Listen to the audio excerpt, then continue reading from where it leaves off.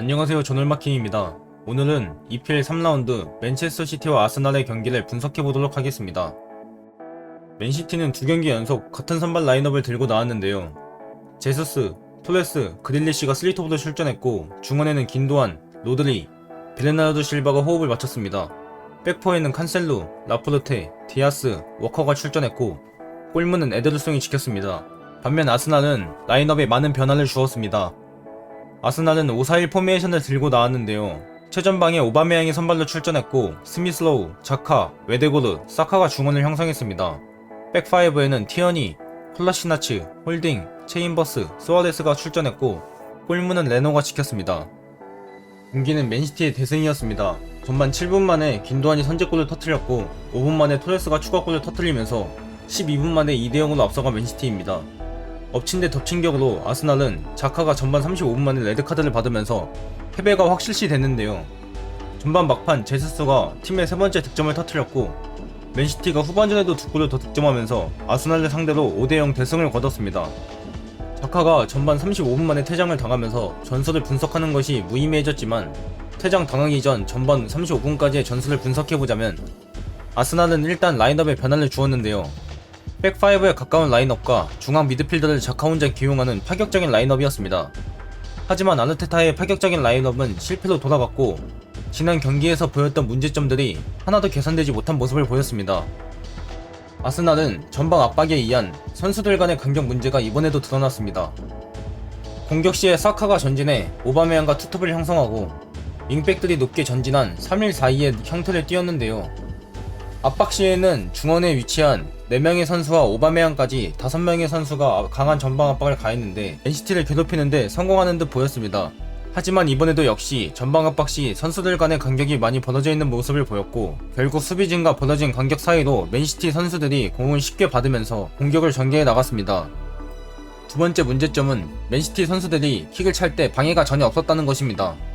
두 번째 실점 장면과 마지막 실점 장면을 보면 맨시티 선수들이 페널티 박스 안으로 자유롭게 볼을 차고 있는 걸 볼 수 있는데요.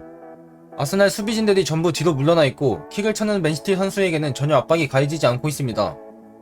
이는 세 번째 문제점인 일자 수비 형태와도 연결되는데요. 맨시티가 파이널 서드 지역까지 전진했을 때 아스날의 수비 형태를 보면 5-4-1 형태를 띠지만, 수비진과 미드필더들의 간격이 매우 좁아 9명의 선수들이 일자 수비를 하는 듯한 모습을 취하는데요. 이처럼 많은 선수들이 뒤로 물러서서 수비를 하다보니 킥을 차는 선수들에게 전혀 압박이 없고, 안 그래도 개인 능력이 출중하고 킥이 좋은 맨시티 선수들이 프리한 상태에서 킥을 차면서 실점으로 이어졌습니다. 네 번째 문제점은 선수 개개인의 퀄리티입니다. 맨시티 선수들의 개개인 퀄리티가 높다 보니 상대가 전방 압박을 가하더라도 정말 잘 짜여지고 조직적인 압박이 아니면 압박을 풀어내는데 쉬운 모습을 보였는데요. 또한 측면에서 아스날이 공격을 전개할 때는 1대1로 붙었을 때 맨시티가 막아내는 장면이 많았고, 맨시티가 공격을 전개할 때는 맨시티가 뚫어내는 모습이 많았습니다. 또한 첫 번째 실점 장면에서는 체인버스가 낙하 지점을 제대로 잡지 못하면서 긴도안에게 헤더골을 내줬고, 두 번째 실점 장면에서는 소아레스가 볼을 제대로 처리하지 못하는 등 아스날 선수들의 개개인 퍼포먼스가 좋지 못했습니다. 마지막 문제점은 선발 라인업과 전술 선택입니다. 아스날의 선발 라인업을 보면 5-4-1 형태의 수비 지향적인 포메이션으로 보이지만, 4명의 미드필더의 전문 중앙 미드필더는 자카밖에 없었고, 공격 시에는 3-1-4-2의 공격적인 형태를 띄었는데요. 상대가 맨시티인 만큼 토트넘이 맨시티를 잡았던 것처럼 선수비 후 역습의 기조로 전술을 짰으면 어땠을까 하는 생각이 듭니다. 반면 맨시티는 완벽한 경기력을 선보였습니다. 맨시티는 경기 초반 아스날의 전방 압박에 버거워하는 모습을 잠시 보였으나 잘 이겨내는 모습을 다시 보였는데요. 평소 맨시티는 칸셀루가 중앙으로 이동해 3-2의 빌드업 형태를 보였는데, 이날 경기에서는 칸셀루는 측면으로 높게 전진하고 워커가 중앙으로 좁혀 들어오면서 2-2의 형태를 띄었습니다. 빌드업 시에 아스날의 전방 압박을 이겨내고 빈 공간들을 잘 활용한 맨시티입니다. 특히 양쪽 메잘라로 출전한 긴도안과 베르나르도 실바가 공간 활용을 정말 잘했는데요. 아스날이 전방 압박 시에 미드필더진과 수비진과의 간격이 벌어지면서 공간이 많이 발생했는데, 긴도안과 실바가 빈 공간 위치에서 볼을 받아주고 토레스와 제주스를 활용한 빠른 역습 전개로 아스날의 수비를 무너뜨렸습니다. 측면 공격 전개에서도 선수들 간의 협업이 좋았던 맨시티입니다. 왼쪽 측면에서는 칸셀루가 측면을 넓게 벌려주고 그릴리시가 안쪽으로 들어오면서 하프 스페이스 공간을 활용해주는데요. 긴도안은 순간적으로 페널티 박스 안으로 침투하는 모습과 링커 역할을 해주면서 왼쪽 측면 공격을 만들었습니다.